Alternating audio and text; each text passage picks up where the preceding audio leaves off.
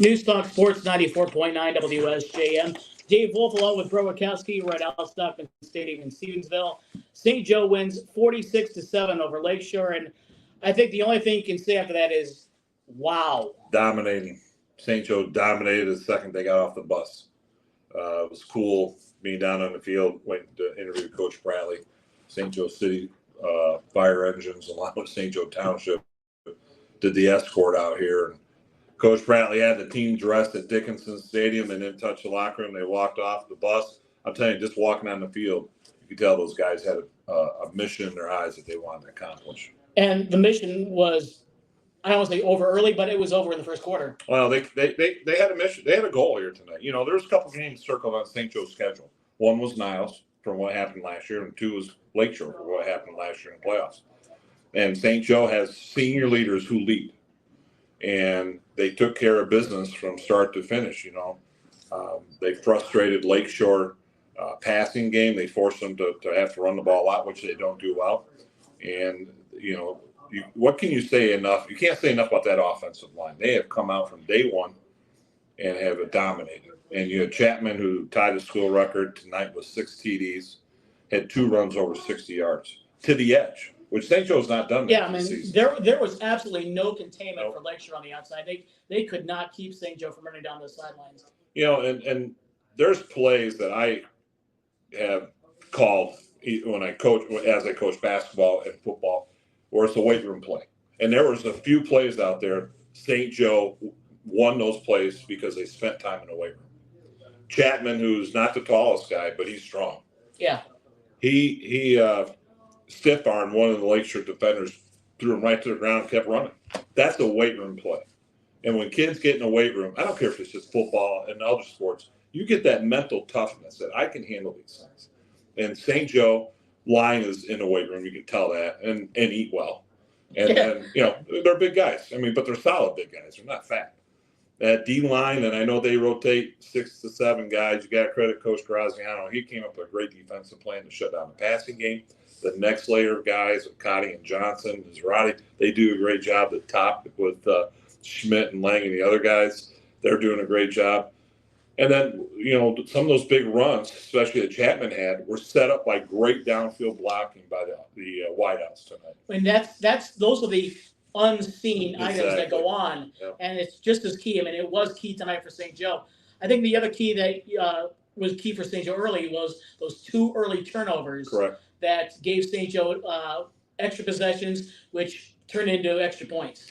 Yeah, and you know, and St. Joe has started doing that, and they're not causing fumbles, but they're picking off passes. Lang's pickoff was just like it was like a throw to him. Yeah, and he read it perfectly. He sat back.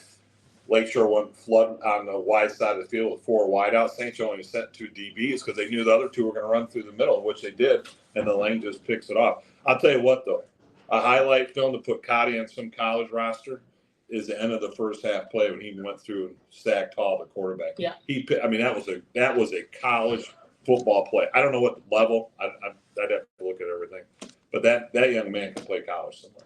With St. Joe going to now 5-0 with dominating over Lakeshore. Yeah, that's the biggest victory in the history of the series for St. Joe. You know, with Dylan Chapman tying a school record set by Drake Smith in 2008. Remember, that was the game at Battle Creek Central where it was like 70-something. Yeah, it was like that was just nuts. And this one, I mean, I think both sides of the stands were stunned. I agree. I mean, there was question marks coming in because the Bears did not have all their starters. Yep. And I think that was a lot of question marks. But talk about St. Joe's backup quarterback, Hudson Corning. Sophomore quarterback. He steps in, runs this offense to a T. I agree. And you have to credit the coaching staff. In the previous couple of games, they have got him quality reps.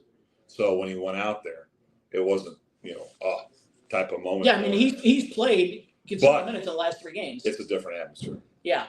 It's the one thing to do a mop-up game against our last 2 opponents. Another thing to be a sophomore starting quarterback in a St. Joe Lakeshore game in front of 5,000 or 5,500 people.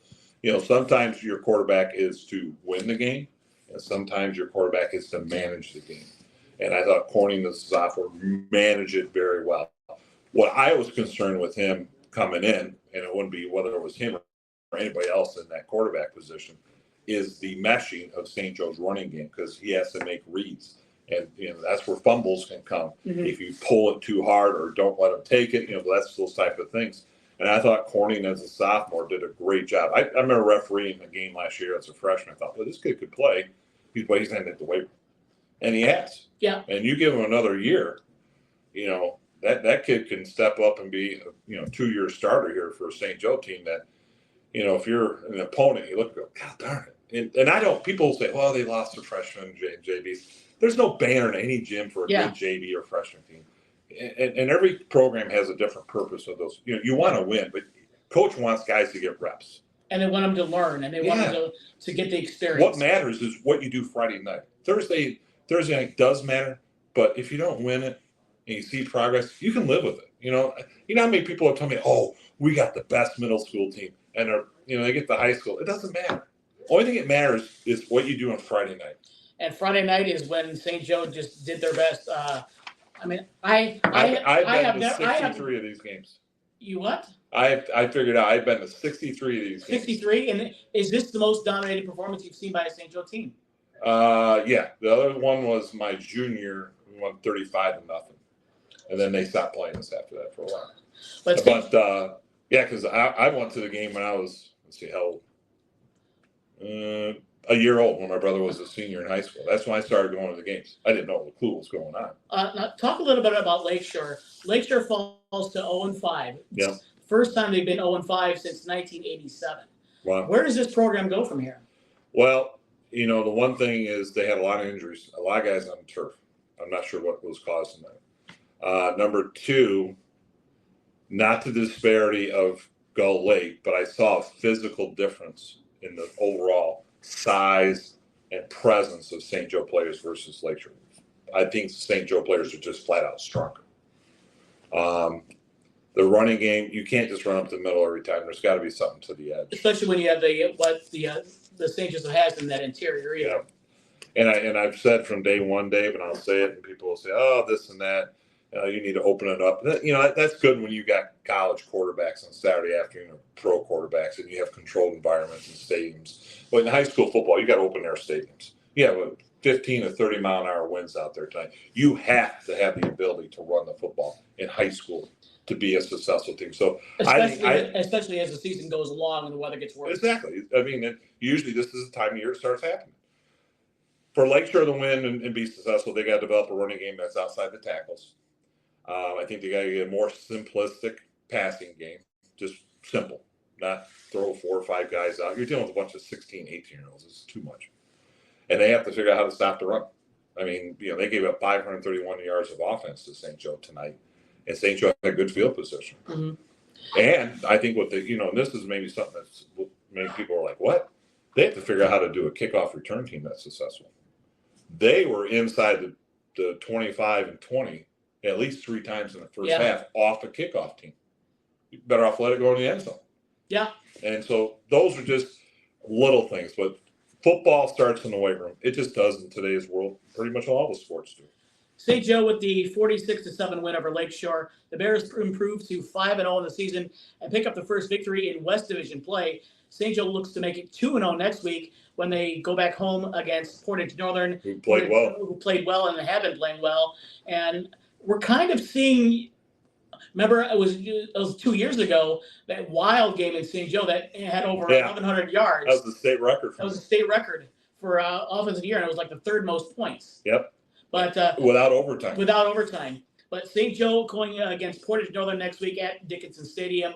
We'll be on the air at 6:30 on WSJM. Lakeshore, meanwhile, they I don't remember what they do next week. They play Madawan, which is a new coach, so they're going to improve as the season goes on. So that game is on 97.5 One Country. So for Joel Cordes, Bret Witkowski, I'm Dave Wolf. Final score from Al Stockman Stadium: St. Joe 46, Lakeshore 7. Good night.